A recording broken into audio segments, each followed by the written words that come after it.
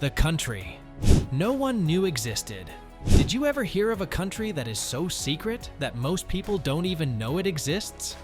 Are you ready to hear about a place that almost no one has heard of? It has its own government, society, and borders. How can a country stay hidden from the rest of the world? This video tells the strange story of a country that maps and time seem to have forgotten about. Moldova. There are a great number of countries in Eastern Europe. One of the reasons for this could be that it is a nation that is completely surrounded by land. Due to the fact that Moldova is one of the poorest countries in Europe, the country's tourism business is negatively impacted by the country's lack of access to international seas. On the other hand, this does not have any effect on the magnificent architecture or the depth of Moldova's cultural heritage. Those who are brave enough to walk off the usual road into Moldovan territory will be rewarded with a variety of impressive sights, including wine cellars, monasteries, and churches of breathtaking beauty. Lesotho.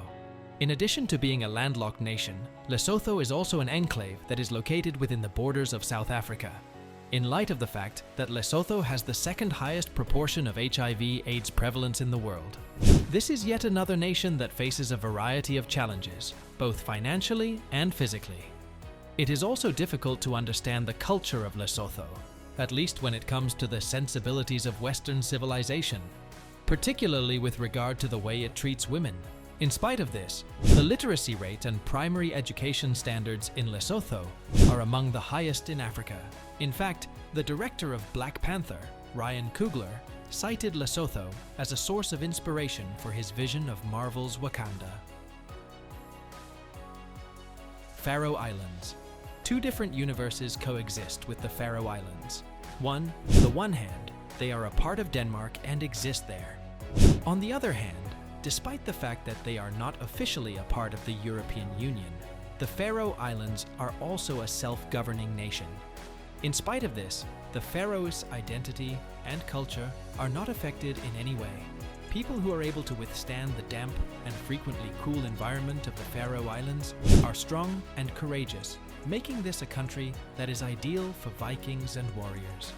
There is a fierce independence among the Faroes people, who maintain a balance between their Danish allegiance in terms of defense and foreign affairs, and the supervision of their own fishing businesses and international trade.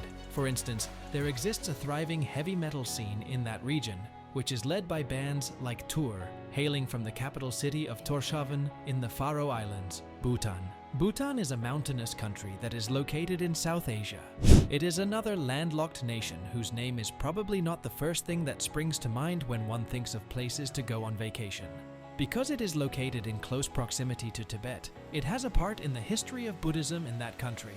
It is also a pretty nice place to work and live, at least according to Bhutan's standing in the Human Development Index. Bhutan is a highly developed country.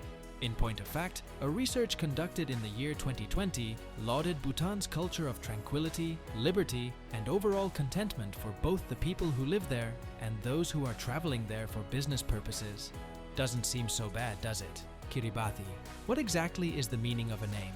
The answer is quite a lot, at least when it comes to the nation of Kiribati, which is located on an island. This is due to the fact that the Gilbertese language spoken in this Micronesian nation has a significant impact on the non-linear pronunciation of this language.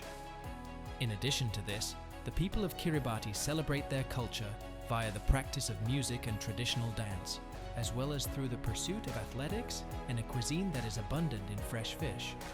Additionally, the government of Kiribati is actively appealing for laws and action that would assist avoid additional damage and potential harm to Kiribati's ecosystem. This is part of the government's efforts to address climate change on a global scale. Vanuatu. As we go on to our next destination, the nation of Vanuatu, which is located in the South Pacific, we will remain inside the oceanic region. Vanuatu's culture may be traced back to the Melanesian people who lived in New Guinea and the Fiji Islands. However, the culture of Vanuatu was altered as a result of colonization efforts made by Spain, France, and the United Kingdom. The year 1980 marked the year when Vanuatu finally achieved its independence, and the country now enjoys a status that strikes a compromise between its culture and traditions, as well as worldwide trade and tourism. On Vanuatu, there is a significant amount of farming that takes place, which includes both crops and cattle. These farms perform an excellent job of providing food for the people of Vanuatu, as well as contributing to the country's economic development. Comoros. There is a great deal of activity taking place within the 3 islands that comprise the nation of Comoros, which are located in Southeast Africa. French, Arabic, and Shikomori, which literally means language of islands, are the 3 official languages of these islands, which were formerly a French colony until 1975. These islands have not 1, not 2, but 3 official languages.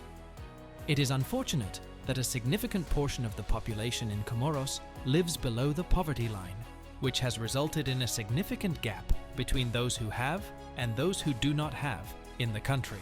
The political life of the Comoros is difficult due to the fact that each of the 3 islands has its own president and administration, and there is also a rotating slot reserved for the Union of the Comoros as a whole. There is also the Department of Mayotte, whose inhabitants have made the decision to continue living as a French colony. There is a lot to take in here. Nauru. There is little doubt that Nauru is one of those remote island places that tends to be a if you know situation. This is because remote island destinations are designed to be that way. It was once known as Pleasant Island, and it is a country that is situated in the Oceania region. It is a Pacific island nation that is situated not too far away from the country for which Kiribati was previously mentioned. It is estimated that there are slightly more than 10,000 people living in Nauru, making it one of the tiniest countries in the entire globe. In addition to being colonized by Japan during the Second World War, the island has been subject to a number of different colonial regimes over the course of its history. The mining of phosphorus has resulted in the destruction of a significant portion of Nauru's territory, and the country's long history of occupancy has had a devastating impact, both physically and mentally, on its population. San Marino. The tiny Republic of San Marino, which is the 5th smallest country in the world, may be found within the borders of Italy. Although there are approximately 33,000 people living within the landlocked borders of San Marino, these individuals can genuinely lay claim to the fact that they can call themselves citizens of a nation that was established by a real saint. While it is true that Saint Marinus established the nation in the year 301 AD, the people who currently reside in San Marino are among the wealthiest in the world. A tourism profile that is equivalent to that of Italy is enjoyed by the country, which also contains flourishing sectors in the areas of banking, finance, and electronic commerce. Food, wine, and athletics also take up a significant portion of San Marino's time, and the nation is proud of the fact that it has the record for being the smallest country to ever become the recipient of an Olympic medal. Cape Verde. Cabo Verde is a country that has a lengthy and convoluted history, which includes the fact that it has benefited from piracy and people trafficking in the past. These African islands were colonized by the Portuguese, and now they have a culture that is a fusion of both traditions, resulting in something that is distinctively Cape Verdean. This is a story that is comparable to the one of São Tomé and Príncipe, which is located in the Guinea Islands, and it is a story of incredible growth despite struggling under troublesome authority. Today, Cape Verde is seeing continued economic growth, which is attracting tourists from all over the world. At the same time, a significant number of its residents are leaving the islands to find better opportunities in the United Places, namely in places such as Massachusetts and Rhode Island. Fascinated by hidden places and untold stories? Subscribe now and hit the notification bell so you'll be the first to uncover more incredible mysteries from around the world.